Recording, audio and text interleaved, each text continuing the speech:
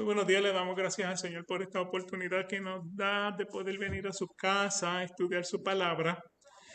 Continuamos entonces con el capítulo 2. Se supone que diga ahí capítulo 2, no capítulo 1, capítulo 2 de Dios y de la Santísima Trinidad. Y estamos mirando entonces la sección 1. Y en la sección 1, a ver si encuentro a mí. Y en la sección 1, pues hemos destacado lo que dice entonces eh, la confesión de fe.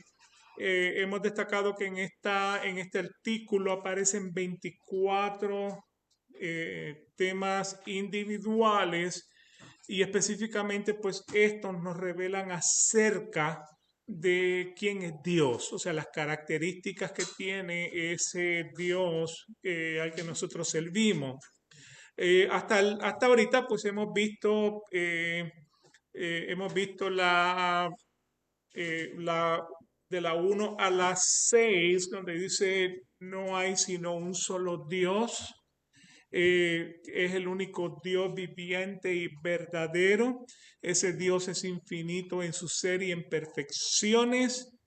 Es el Espíritu purísimo. Es un Dios invisible, sin cuerpo, sin miembro. Y la número 7 dice, o pasiones. Entonces lo vamos a tomar ahí en pasiones. Y estamos entonces, me parece que en la página 5. 2 rayas 5, capítulo 2, raya 5.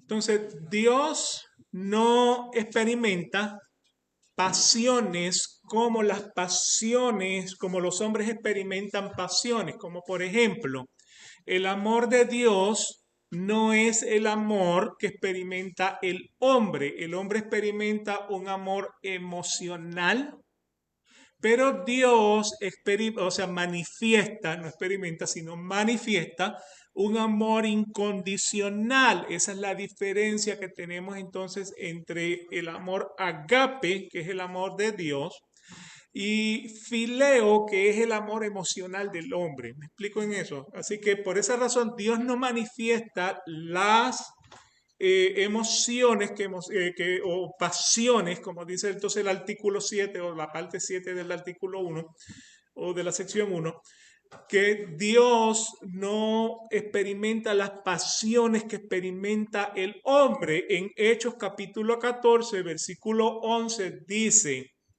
cuando la manifiesta las pasiones humanas, Dios es Dios, el hombre es hombre. ¿Okay? Y nuevamente el ejemplo está en la diferencia que existe entre el amor agape, el amor incondicional, de tal manera amó Dios al mundo que dio a su Hijo unigénito para que todo el que cree en Él tenga salvación y vida eterna.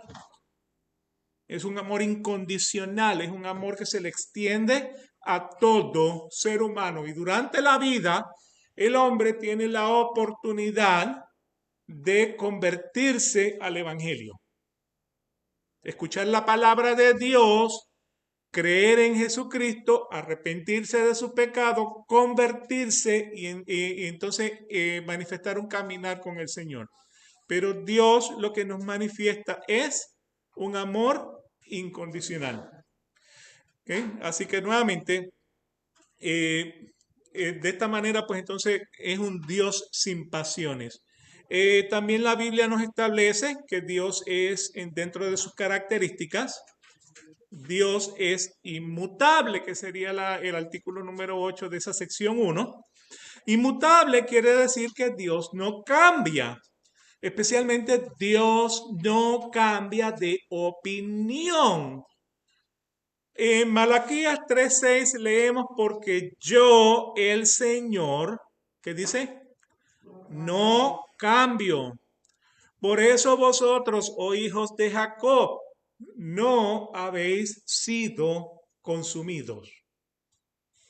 O sea, a veces cuando ocurren cosas en el diario vivir, o sea, el huracán María a través de Puerto Rico, Y todos los cristianos se pusieron a orar para decir, Señor, mueve ese huracán. O sea, en vez de decir, Señor, gracias porque lo estás enviando, porque algún buen propósito tú tendrás con ese huracán, están tratando de cambiarle la soberanía a Dios. O sea, Dios es el que pone reyes y Dios es el que quita reyes. A veces las decisiones de Dios no son las que nos convienen a nosotros, pero por alguna razón, en su soberanía, Él quiere manifestar esas decisiones. Eso históricamente, si usted lo mira a través de todo el Antiguo Testamento, ustedes verán que, o sea, Dios no cambia. Él dijo, Él hará. O sea, como que el versículo dice, no es hijo de hombre para que mienta, ni hijo de... No, no es hombre para que mienta, ni hijo de hombre para que se arrepienta. Así como dice el versículo. Entonces, es inmutable. Dios no cambia. Jesucristo dijo, el cielo y la tierra pasarán, pero estas palabras no pasarán. Ni una jota ni una tilde será agregada a esta profecía hasta que todo sea cumplido. Dios no cambia, Él es inmutable. Y por esa razón, entonces, lo que dice Santiago 1:17, tenemos que reconocer que toda buena dádiva y todo don perfecto viene de lo alto, desciende del Padre de las luces, con el cual no hay cambio ni sombra de variación. O sea, todo lo que ocurre en nuestra vida, nosotros tenemos que darle gracias al Señor. Eso es lo que la palabra dice. Dar gracias en todo. Dar gracias en todo. Porque el Dios no cambia. Todo lo que ocurre en nuestra vida a veces no nos conviene.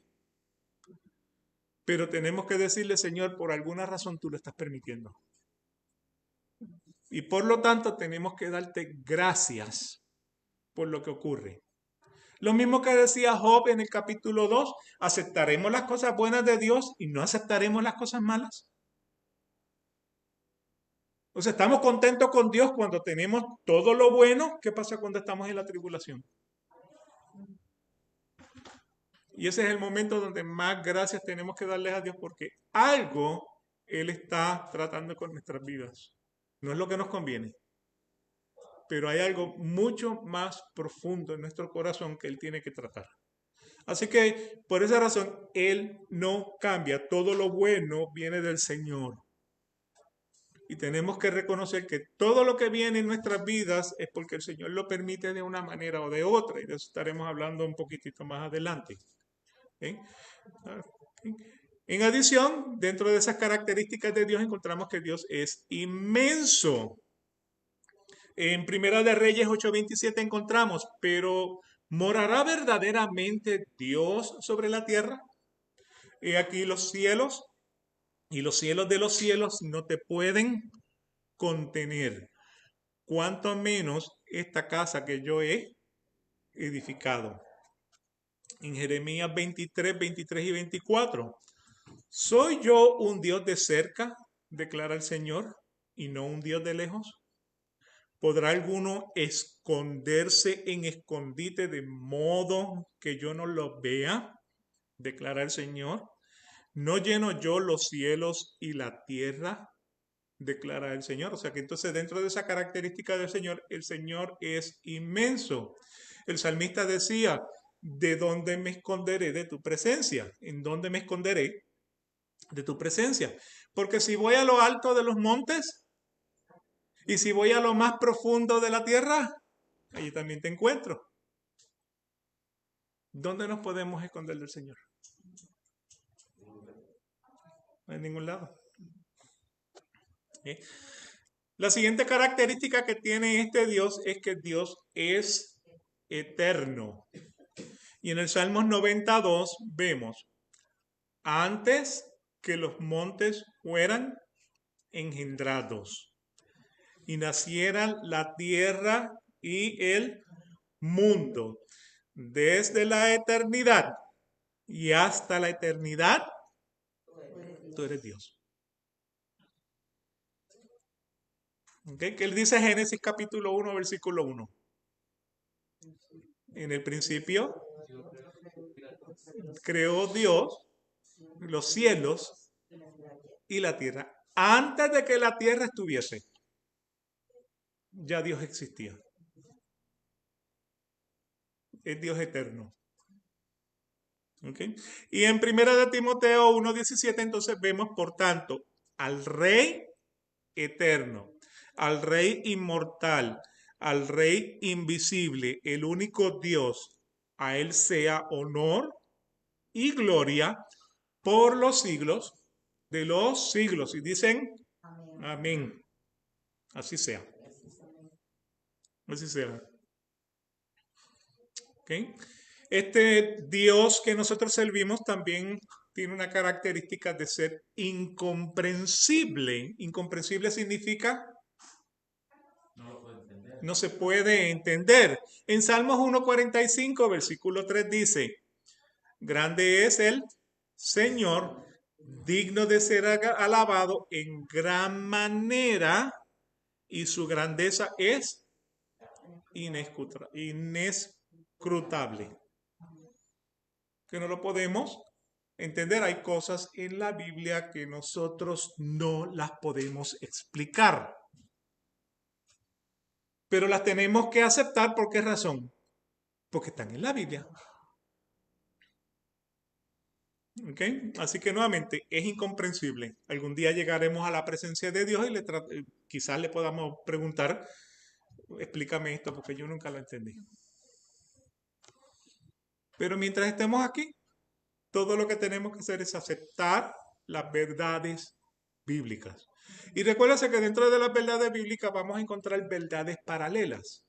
Parece que son completamente opuestas, pero realmente una van de la mano con la otra. Por ejemplo, las verdades paralelas que existen la tenemos en Juan 3:16, de tal manera amó Dios al mundo que envió a su Hijo unigénito para que todo el que crea en él no se pierda, mas tenga salvación, ¿no? Y en ese versículo podemos ver esas dos verdades paralelas. Dios da la salvación, pero el hombre es responsable ¿de qué? De reconocer su pecado. Entonces, cuando vamos al calvinismo, donde dice el hombre no tiene una gota de mérito en el tema de la salvación, entonces ya eso es llevar una de las verdades paralelas al extremo. Sí, Dios da la salvación, pero el hombre tiene que reconocer su pecado, que es una persona pecadora. No por esa obra yo me salvo, pero por reconocerlo. ¿Cómo lo reconozco? Lo estoy reconociendo en contra de lo que dice la palabra. La palabra dice que yo soy un pecador. Entonces, al yo reconocerlo, el Señor puede trabajar entonces en la salvación. Dios da la salvación. El hombre es responsable de reconocer que es pecador. Esas son dos verdades paralelas. No se pueden separar porque las dos están en el mismo versículo. Ambas están en la Biblia.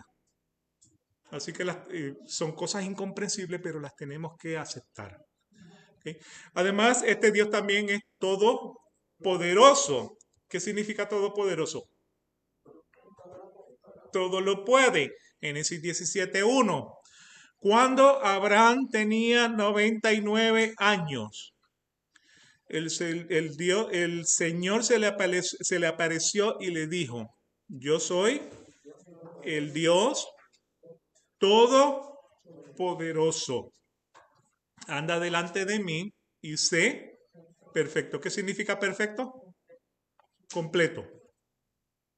Sé completo en lo que dice la palabra, en la justicia, en la verdad. A eso es a lo que se refiere. O sea, ser perfecto como Dios, no vamos a ser perfectos como Dios, pero podemos ir poco a poco llegando al nivel de ser completos. A eso es a lo que el Señor nos está llamando entonces.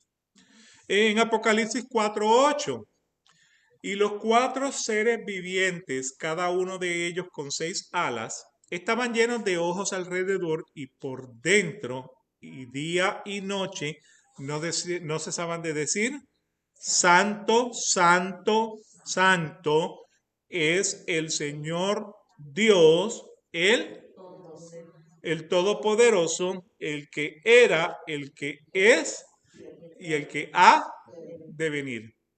Y uno de esos versículos que nosotros inferimos de que los tres son una persona es porque los ángeles le dicen santo al Padre, santo al Hijo y santo al Espíritu Santo. O sea, tres veces santo. Ahora, vuelvo y destaco, es algo que nosotros inferimos de ese versículo. Que o sea, que la razón por la cual dice santo, santo, santo, es porque le está hablando a tres personas individuales. Al Padre, santo es el Padre, santo es el Hijo, santo es el Espíritu Santo. Y ese Señor Dios, que es uno, es todopoderoso. ¿Okay? Otra característica que vemos del Señor es que el Señor es sabio. En Romanos 16:27 se nos revela al único y sabio Dios por medio de Jesucristo, sea la gloria para siempre. Así que nos destaca que Dios es sabio. Cuando Jesucristo estaba en la tierra, la gente se maravillaba de la sabiduría que salían de sus labios. ¿Por qué razón? Porque él, no, él era hijo de carpintero. O sea, no es este Jesús el hijo de María y hijo de carpintero. Y entonces la gente se maravillaba de esa sabiduría. Ya lo vimos. La otra característica que tiene el Señor es que el Señor es santo. En Isaías 6, versículo 3. Y el uno al otro daba voces diciendo, santo, santo, santo es el Señor de los ejércitos, llena está toda la tierra de su gloria. También lo vimos entonces en Apocalipsis 4:8, donde nuevamente pues los cuatro seres vivientes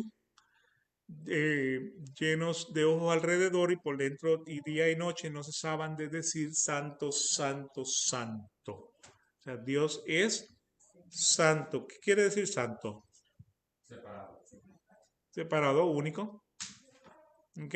O sea, santo en términos de nosotros, en términos de hombre.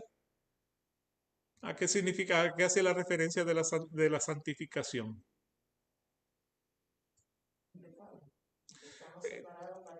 Separados para el Señor. Separados para el Señor. Ahora, la pregunta es, ¿dejamos de pecar? Nos abstenemos de tratar de pecar. Pero, o sea, por ejemplo, Ezequiel, me parece que 7:20 dice, no hay hombre que no sea pecador. También lo vemos en Juan capítulo, primera de Juan 1, 8 y 10, donde, ahora se me fue la palabra de la boca. Lo tiene a la mano, hermana. Primera de Juan 1, 8 y versículo 10.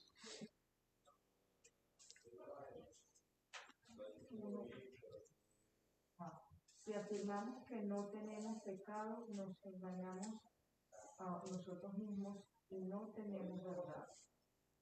Y el 10, si afirmamos que no hemos pecado, lo hacemos pasar por mentiroso y su palabra no habita en nosotros. Okay. Así que no hay hombre que pueda decir yo no peco. Porque el primer pecado es la mentira, o sea, ser mentiroso al Señor de decir que no peca. ¿Me explico en ello? Entonces, santos separados. El otro santo que dijo. Para el hombre, o sea, para el hombre, o sea, trata de llegar a la santificación, El proceso de la santificación es vivir alejado del pecado, pero nunca dejamos de ser pecadores. O sea, todos somos tentados. En una manera o en otra, todos recibimos una tentación, múltiples tentaciones las podemos estar recibiendo a diario. La palabra lo que dice es resistir al diablo y éste huirá de ustedes. ¿Cómo resistimos al diablo? Señor, eso no es lo que yo quiero, confesando que o sea, esa tentación que estoy recibiendo no es lo que yo quiero experimentar en mi vida. O sea, nosotros pecamos de tres maneras. Nosotros pecamos en nuestro pasado, nosotros pecamos en nuestro presente y nosotros pecamos en nuestro futuro. O sea, ¿cómo pecamos en el pasado? Cuando revivimos el pecado que nosotros vivimos y lo deleitamos y lo disfrutamos. Algo que hicimos hace 10, 20, 30 años, viene a nosotros como en forma de recuerdo, entonces nos deleitamos en ese pecado. En el presente, pues, o sea, el pecado que nosotros experimentamos todos los días, no estamos exentos a ser tentados con, o sea, la concupiscencia de las cosas que nos quieren hacer caer. ¿Cómo pecamos en el futuro? Cuando nos vemos en una actividad pecaminosa y nos deleitamos en ella.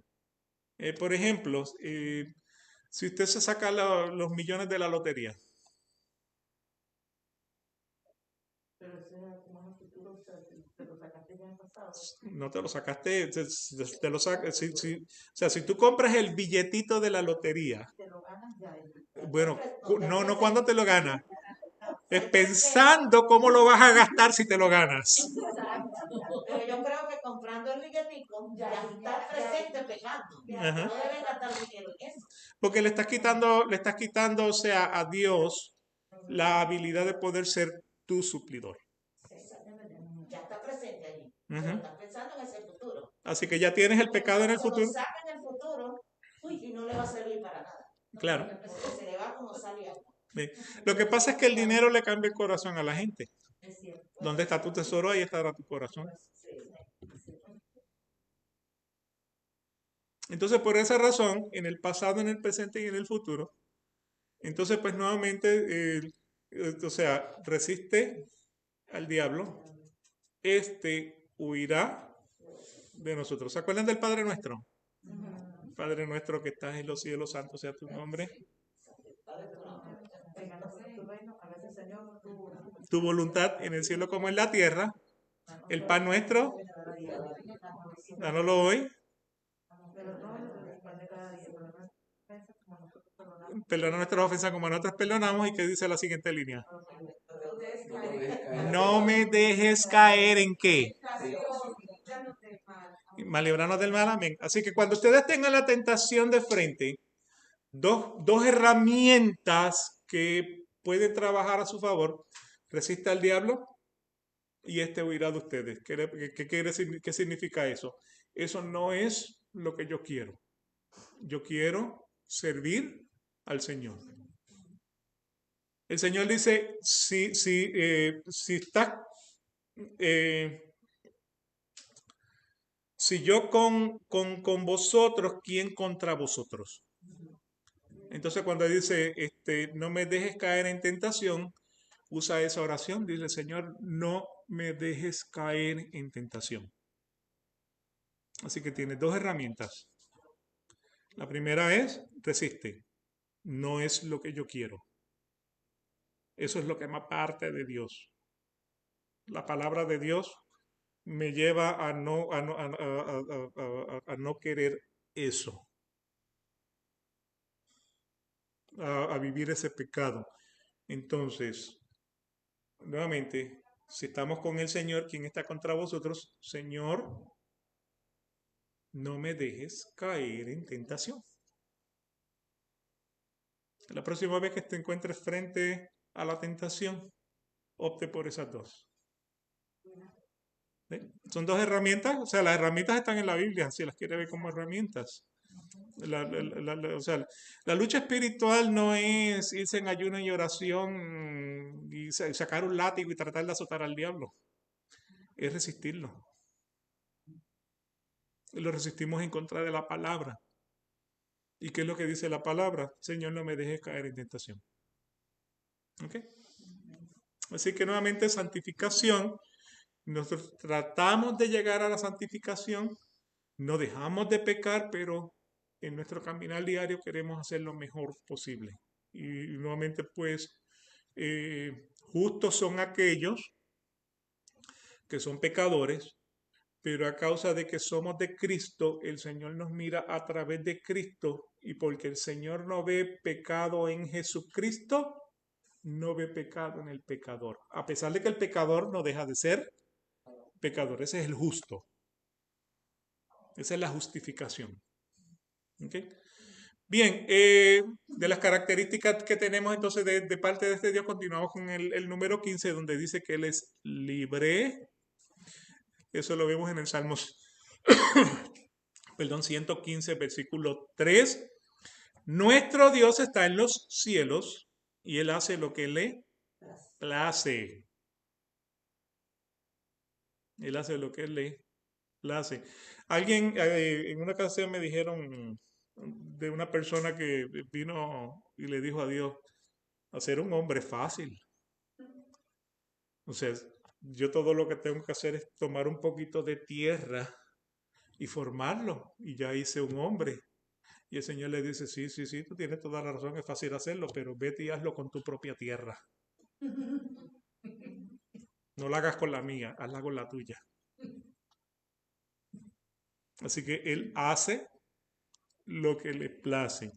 La siguiente característica habla de que Dios es absoluto. En Éxodo 3, versículo 14 se nos revela, Él dijo a Moisés, yo soy el que soy, y añadió, así dirás a los hijos de Israel, yo soy, me ha enviado a vosotros. ¿Qué significa la expresión yo soy?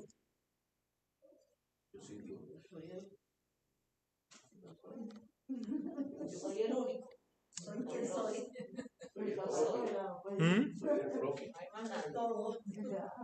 O sea, yo no dependo de nadie para existir. O sea, Él es tan soberano que yo no dependo de nadie para existir. Yo soy el que soy. O sea, yo soy el alfa y el omega, el principio y el fin, el autor y el consumador. Antes de que los cielos y la tierra existieran, yo soy.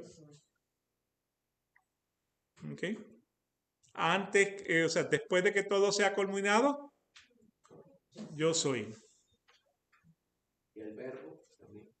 Bueno, Jesucristo, o sea, le preguntaron, ¿quién es Jesucristo? Yo soy.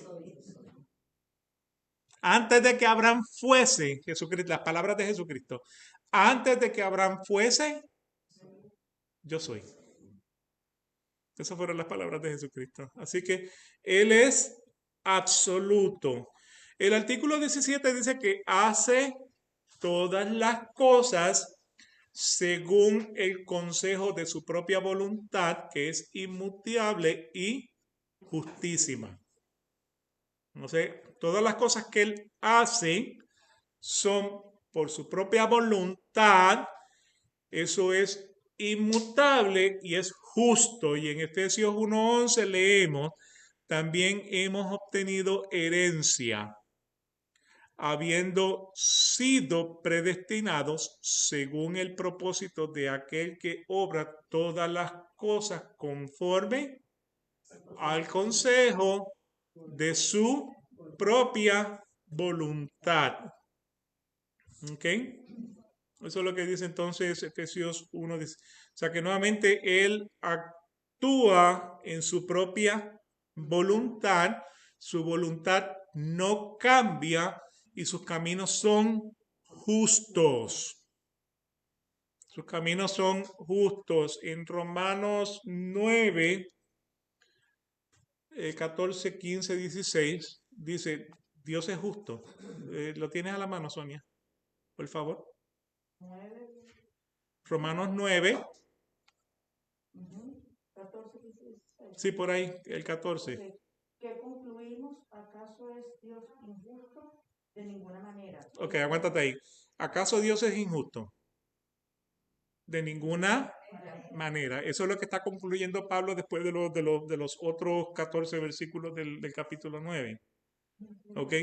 Así que nuevamente, Dios no es injusto. El 15 que dice, Es un hecho que Moisés le dice, tendré clemencia de quien yo quiera tenerla y seré compasivo con quien yo quiera ser. ¿ok? Así que en el versículo 15, tendré misericordia del que yo quiera tener misericordia, seré compasivo con quien yo quiera ser compasivo. Tendré, ¿ok? Así que nuevamente, ¿es Dios injusto? De ninguna manera. Él tiene clemencia con el que quiere tener clemencia. ¿Okay? Porque la salvación, en el versículo 16 que dice, Por lo tanto, la elección no depende del deseo ni del esfuerzo humano, sino de la misericordia de Dios. ¿okay? Así que no depende del que corre, sino que depende de quien Dios quiere tener misericordia.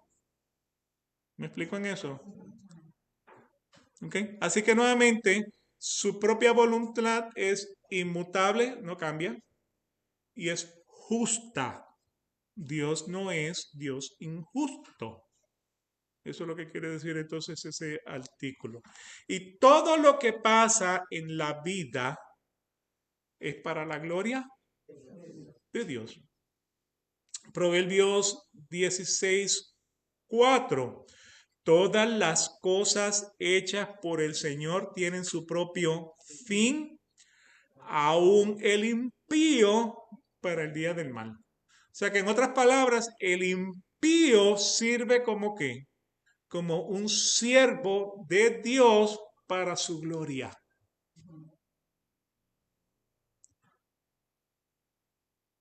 Esto suena raro, ¿no? Ok. Iban los discípulos caminando con Jesús y ven un ciego en el camino. ¿Y qué le preguntaron? Señor, ¿quién pecó? ¿Este o sus padres? ¿Y qué es lo que Cristo le dijo? Ni este ni sus padres. ¿Por qué razón? Porque Para que las obras de Dios sean manifestadas. O sea, ese que está sentado en el camino no sabemos si es impío o creyente. Sin embargo, Dios lo está usando ¿para qué? Para que sus obras sean manifiestas. O sea, de la misma manera que, o sea, si vamos, por ejemplo, ¿quién fue Nabucodonosor? El rey de Babilonia. El rey de Babilonia, y Nabucodonosor estuvo a cargo de ¿qué? De invadir a Jerusalén y traerse entonces, o sea, acuérdense que Israel fue invadido por el norte por Asiria y por el sur por Babilonia. Entonces los jóvenes se lo llevaron a sus respectivos dentro, o sea, en Babilonia. ¿Quién es el que llega? Daniel, que es el que escribe el libro de Daniel. Y sin embargo, hay un versículo, se los tengo que buscar, donde dice Nabucodonosor, mi siervo. ¿Ok? No, te lo tengo que buscar. Te lo voy a buscar. Pero habla de Nabucodonosor, mi siervo. 70 años después, Daniel le dice al Señor en el capítulo 9, bueno, hemos estado 70 años aquí. Y de acuerdo como tú lo escribiste en el libro de Jeremías, íbamos a estar 70 años aquí, ya es hora de que regresemos a reconstruir nuestra tierra. Y un poquitito más adelante, ¿quién es el que va a iniciar el retorno? Ciro. Ciro. ¿Y cómo él le llama a Ciro? Ciro, mi siervo. Ciro no era judío. Entonces eso es lo que quiere decir este versículo. O sea, todas las cosas por el Señor tienen su propio fin, aún el impío para el día del mal. O sea que en otras palabras, ese impío es un siervo que el Señor utiliza para cumplir su propósito. O sea, por eso le digo, no importa si es Biden o si es Trump. Lo usa. El Señor los usa para cumplir su propósito. Amén. ¿Ok? En Romanos 11:36, porque de Él, por Él y para Él son todas las cosas. A Él sea la gloria para siempre. Amén. Amén. ¿Ok? Así que todo es para su gloria. También Dios es amoroso, primera de Juan 4:8, el que no ama. Perdóname. En Jeremías 27:6.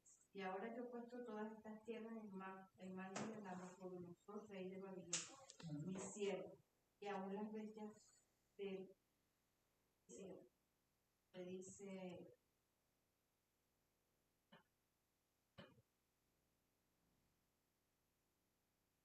he aquí enviaré y tomaré a todas las tribus del norte, dice Jehová, y a Nabucodonosor, rey de Babilonia, mi siervo.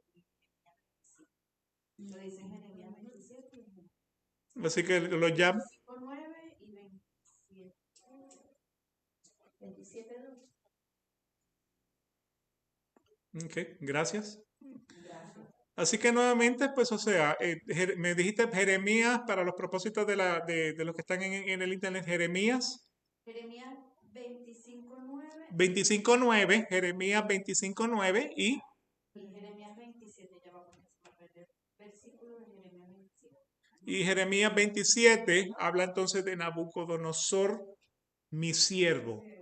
En otras palabras, Nabucodonosor no era judío, no era creyente. Sin embargo, es un instrumento que Dios utiliza ¿para qué? 27:6, Jeremías 27:6, lo utiliza para su propia gloria. O sea, vuelve les destaco, no importa si es Trump, no importa si es Biden, no importa si es Obama, si es Bush, Dios pone reyes, Dios quita reyes y Dios lo hace para su gloria, para cumplir su propósito en el hombre. Entonces, cuando volvemos entonces a este versículo, ahora este versículo puede que te haga más sentido. Todas las cosas hechas por el Señor tienen su propio fin, aún el impío. ¿Ok? Gracias. Entonces, en el artículo 19 ya vimos que Dios es amoroso. El que no ama no conoce a Dios porque Dios es amor. Dios es amor. En Primera de Juan 4:16, Primera de Juan 4:16. Y nosotros hemos llegado a conocer y hemos creído el amor que Dios tiene para nosotros. Dios es amor. Y el que permanece en amor, permanece en Dios y Dios permanece en él. En el artículo 20 dice, benigno y misericordioso, paciente, abundante en bondad y verdad, perdonando toda iniquidad, transgresión y pecado. La característica de Dios es ser perdonador, es ser benigno, es ser bondadoso. Y eso incluye pues toda iniquidad, transgresión y pecado. Solamente hay un solo pecado que no se perdona y ese es la contra el Espíritu Santo. ¿Y qué significa eso? Rechazar a Cristo. Rechazar a Cristo, la incredulidad. O sea, se explica con Juan 3:16. De tal manera amó Dios al mundo que envió a su Hijo unigénito para que todo el que cree, el que cree y el que no cree, es condenado. Y que no, o sea, y por el mundo predicar el evangelio a toda criatura. El que creyere y fuere bautizado será, y el que no cree será condenado. Así que todo pecado es perdonado. ¿Cuál es el único pecado que no tiene perdón? La incredulidad. El rechazar a Jesucristo. La incredulidad. Entonces Dios es benigno, misericordioso, paciente, abundante en bondad y verdad, perdonando toda iniquidad, transgresión y pecado. En Éxodo 34, del 6 al 7 vemos. Entonces pasó el Señor por delante de él y proclamó, el Señor, Dios compasivo y clemente, lento para la ira y abundante en misericordia y fidelidad. El que guarda misericordia a millares, el que perdona la iniquidad, la transgresión y el pecado, y que no tendrá por inocente al culpable, el que castiga la iniquidad de los padres sobre los hijos y sobre los hijos de los hijos hasta la tercera y la cuarta generación. Ya vimos lo de las generaciones, o sea, maldiciones generacionales. No tenemos que explicarlo otra vez, ¿no? ¿Ok? O sea que nuevamente ese versículo no habla de que hay una maldición generacional, sino que, o sea, porque el hijo no es culpable del pecado del padre, ni el padre es culpable del pecado del hijo. O sea, yo como azúcar y a mi hijo no le dan caries. Eso, eso va con la lección.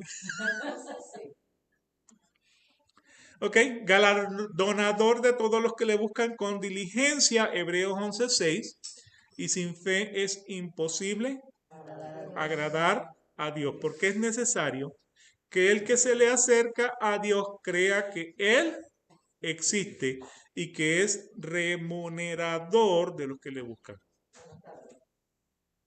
¿Ok? Claro, es imposible agradar a Dios si usted no cree. Sobre todo muy justo y terrible en sus juicios. Nehemías 9, 32 al 33. Ahora pues Dios, nuestro Dios, grande, poderoso y temible, que guarda el pacto y la misericordia, no parezca insignificante ante ti todas las aflicciones que nos han sobrevenido a nuestros reyes, a nuestros príncipes, a nuestros sacerdotes, a nuestros profetas, a nuestros padres y a todo el pueblo desde los días de los reyes de Asiria hasta el día de hoy. Mas tú eres justo en todo lo que ha venido sobre nosotros, porque tú has obrado fielmente, pero nosotros perversamente. O sea, ahí tiene entonces un pueblo que reconoce haber actuado perversamente cuando Dios obra fiel. O sea, que a pesar de que del pecado, todavía Dios, a pesar de que somos pecadores, todavía Dios trata con nuestro corazón en ese modo de bondad, de benignidad, de perdón. ¿Ok?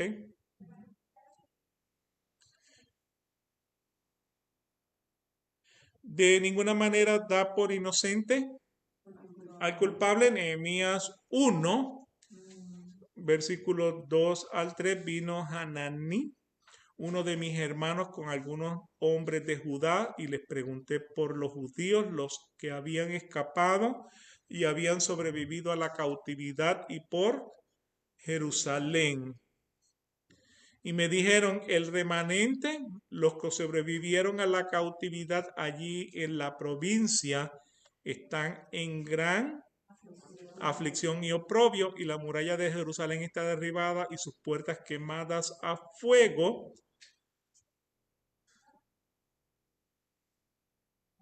¿Qué tiene que ver esto? Eso fue cuando la toma de Babilonia. Eso fue eso fue en el retorno. En En el retorno. Esto está ocurriendo, o sea, porque Nehemías está relacionado con el retorno de Babilonia a Jerusalén, cuando Ciro dio la oportunidad para que regresaran. Entonces, de ninguna manera dará por inocente al culpable. que tiene que ver Nehemías. Y no te podemos ayudar porque no tenemos la Sí, no tenemos los hijos. Ok. Entonces yo creo que esa fue la parte que me faltó terminar de revisar. Ahí fue donde me quedé. Ok, excelente. Pues entonces lo terminamos la semana próxima, ya de todas maneras son las 10:54. Le damos gracias al Señor por la oportunidad que nos da de escuchar su palabra, de estar aquí presentes. Esperemos que la semana próxima pues entonces culminemos con esta sección 1, comencemos entonces con la sección 2. Le damos gracias al Señor por esta oportunidad. Le damos gracias por los hermanos que están aquí presentes. En sus corazones, Señor, que esta palabra haga raíces para que puedan dar frutos de Jesucristo. Puedan llevar este tema de la salvación a este mundo, Señor, incrédulo y perdido, que no quiere creer en ti o que está, Señor, siendo engañado por falsas doctrinas.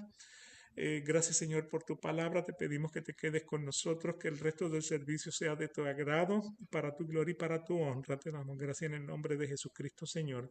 Amén. Dios salve a su pueblo. Dios mediante, pues entonces continuaremos la semana próxima y que el Señor los bendiga. Gracias.